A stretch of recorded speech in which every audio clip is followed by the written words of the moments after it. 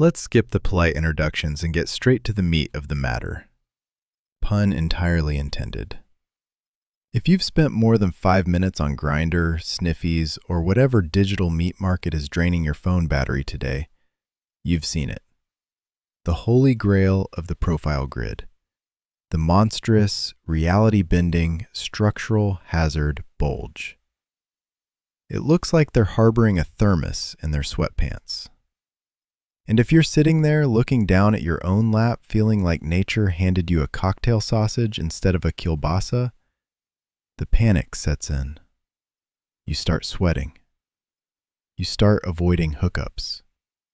You log off, look in the mirror, and treat your own anatomy like an embarrassing family secret you have to keep locked in the attic.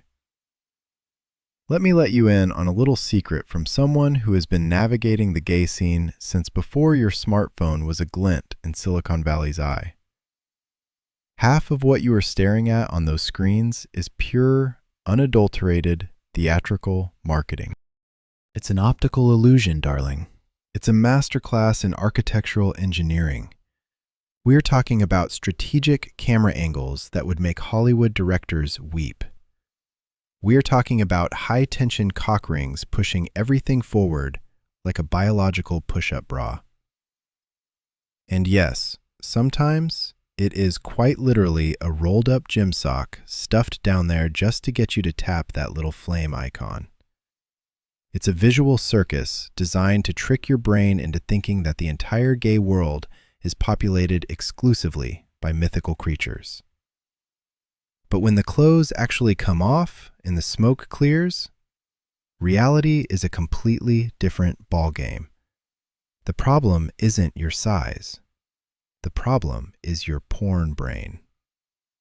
We've let a multi-billion-dollar industry of professional performers rewrite the rules of human connection. We've turned intimacy into a competitive sport where the only metric that matters is length and girth, and it is driving an entire generation of perfectly wonderful men into a state of absolute sexual paralysis. Well, I'm 65 years old. I've been around the block more times than the city bus, and I am officially calling absolute bullshit on the whole display. It's time for some real talk. Now, before you think I'm just some bitter spectator watching from the sidelines, let me lay my cards flat on the table. Look at me. I'm packing heat. That thing down there is a real monster. But I have absolutely no interest in using it that way. And some of the best nights of my life have been with men who society says are too small. Let's talk about why. Yes, you heard me correctly. I am a 100% unapologetic thoroughbred bottom. And anatomically speaking, I am incredibly well endowed. If the stereotypes on your phone were true, I should be the one pinning people to the mattress and acting out some aggressive alpha male fantasy. But guess what? My anatomy doesn't dictate my desire. I have zero interest in topping. It does absolutely nothing for me. My joy, my pleasure, my entire sexual identity comes from receiving. And do you know who makes that experience absolutely heavenly? The guys who aren't carrying a baseball bat between their legs. Let's talk about the physical reality of a massive penis from the perspective of someone who actually has to accommodate one. The porn industry makes it look effortless. They show someone taking 9 inches of structural steel down to the root in 30 seconds without blinking an eye. In the real world, that requires an hour of preparation, an entire tub of industrial-grade lubricant, a series of deep breathing exercises usually reserved for natural childbirth, and a prayer to the heavens that you don't tear something internal. It is a project. It is an administrative task. It is high maintenance, high friction, and frankly, it can be downright exhausting. If a guy is too big, you spend the first 20 minutes just trying to survive the entry. You're bracing yourself against the headboard, overthinking every movement, and praying he doesn't hit an angle that sends you straight to the emergency room. Where's the fun in that? Where's the passion? Where's the actual, uninhibited pleasure? Now, let's talk about the smaller or average size top. When a guy with a modest, manageable size comes into my bedroom, the entire dynamic shifts from a survival challenge to absolute bliss. We don't need a 30-minute warm-up protocol. We don't need to pause every 3 seconds for a wellness check. Because his size matches the actual, natural depth of human anatomy, he can move with complete freedom. He can change angles on a dime. He can give me rhythm, speed, and intensity without the constant, looming threat of internal injury. He can actually target the areas that matter, like the prostate or the specific nerve endings right near the entrance, instead of just pounding against my pelvic wall like a jackhammer on asphalt. A smaller top allows for spontaneity. It allows for carefree, vigorous, joyful sex where nobody is overthinking or holding back out of fear. So, if you've been hiding in the shadows because you think your size makes you an inadequate top, let me tell you from the receiving end. You are exactly what a lot of us are actually looking for. The giant ones are nice to look at on a billboard, but when it's 2 a.m. and we want to feel incredible, we want a man who knows how to use what he has, not a man who thinks his size does all the work for him.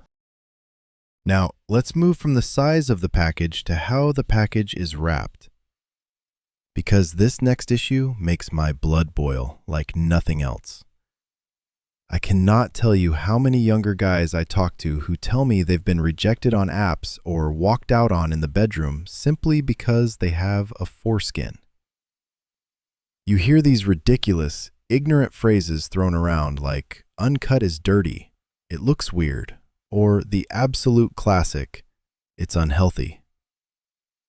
Let's clear up the medical ignorance right now, once and for all. If you reject a guy because he has a foreskin, you aren't rejecting him because he's unhealthy. You're rejecting him because his body hasn't been modified or mutilated to fit a specific cultural preference. Nature built it that way for a reason. Let's look at the global landscape for a moment, shall we?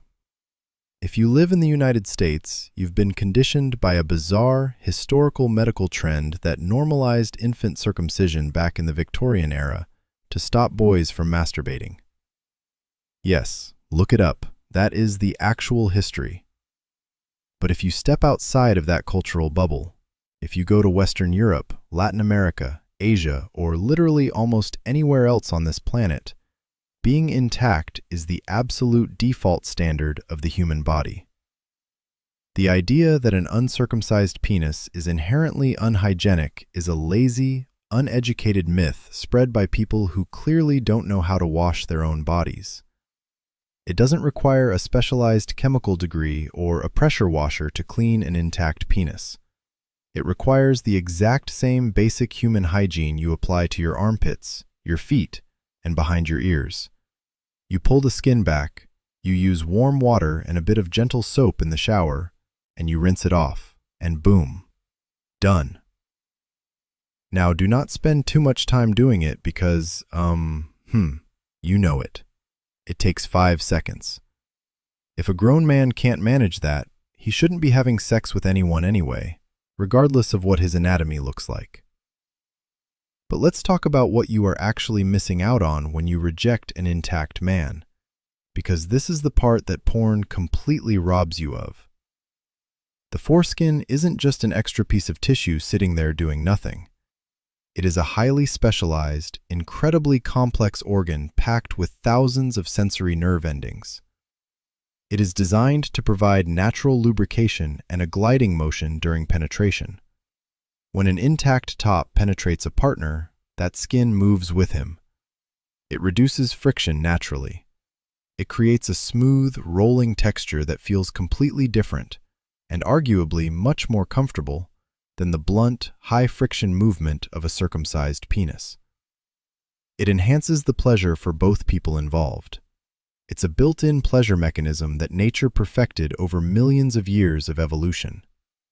So, when someone turns their nose up at a guy with a foreskin, they aren't showing off their high standards or their superior hygiene. They are just flashing their ignorance. They are revealing that they prefer a modified, medicalized version of anatomy over the natural, high-performance design that humans were born with. If you have a foreskin, stand tall, keep it clean, and stop apologizing for being exactly how nature intended you to be. So, how do we handle this circus? How do you step out into the digital Wild West of modern gay culture without wanting to crawl into a hole and pull the covers over your head? It all comes down to how you play the game on the apps. Right now, a lot of you are playing a high-stakes game of psychological poker. You hide your size. You take photos from bizarre, gravity-defying angles to make yourself look larger. You use vague descriptions. You let the other guy build up this massive fantasy in his head because you are terrified that if you tell him the truth, he'll block you. And what happens? You finally agree to meet up. You spend 2 hours cleaning up, picking out clothes, and driving over to his place with your stomach tied in absolute knots. The anxiety is through the roof.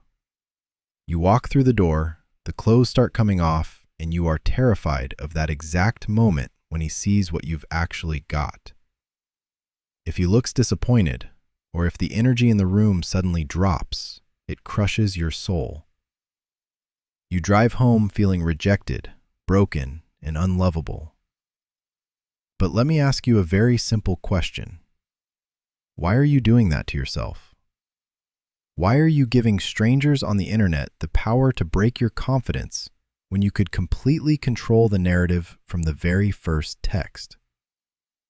I am a massive believer in what I call preemptive transparency. The next time you are chatting with a guy and he sends that inevitable, predictable message, "Hey gorgeous, how are you? Wow, you have a nice bulge in that photo." That is your moment to strike. Don't play into the illusion if it's fake. Don't let him run with a fantasy built on a cock ring or a clever angle. Step right up and say it clearly, with total confidence. "Hey, love your vibe. Just so you know, I'm on the smaller side. If you're looking for a porn star size, I'm not your guy. But if you want a top who knows exactly what he's doing and will give you an incredible night, let's chat." Do you know what happens when you send a message like that? You instantly reclaim every single ounce of your power. First of all, you immediately filter out the size queens, the fantasy chasers, and the superficial boys who are only looking for a human sex toy instead of a real connection. If he blocks you or stops replying right then, guess what? He just saved you a 2-hour drive, a gallon of lube, and a massive amount of emotional heartache. He did you a favor by clearing himself out of your way. But second of all, and this is the magical part, if he says, "Awesome, thanks for telling me, I'd love to meet up," the anxiety completely evaporates. The cards are on the table. He knows exactly what to expect. When you walk into his bedroom, there is no big reveal. There is no fear of disappointment. You can completely relax, focus on the chemistry, and actually enjoy the physical sensation of being with another human being without that critical voice in your head ruining the moment. If you use props, extensions, or illusions to trap someone into a meeting, and then they reject you when the clothes come off, frankly, that disappointment is a self-inflicted wound. You set up a false expectation. But when you are transparent from day one, you are bulletproof. Rejection before you meet isn't personal. It's just a mismatch of preferences. Rejection at the door, however, hurts like hell. Save yourself the pain. Be honest, be bold, and let the right ones come to you. Let's bring this whole thing home. Unless medical science invents some miraculous, sci-fi penis replacement surgery that actually works without turning your anatomy into a scarred, non-functional mess. The equipment you have right now is the equipment you are going to have for the rest of your life. It is your permanent co-pilot on this journey. So you have two choices. You can spend the next 20, 30, or 40 years fighting it.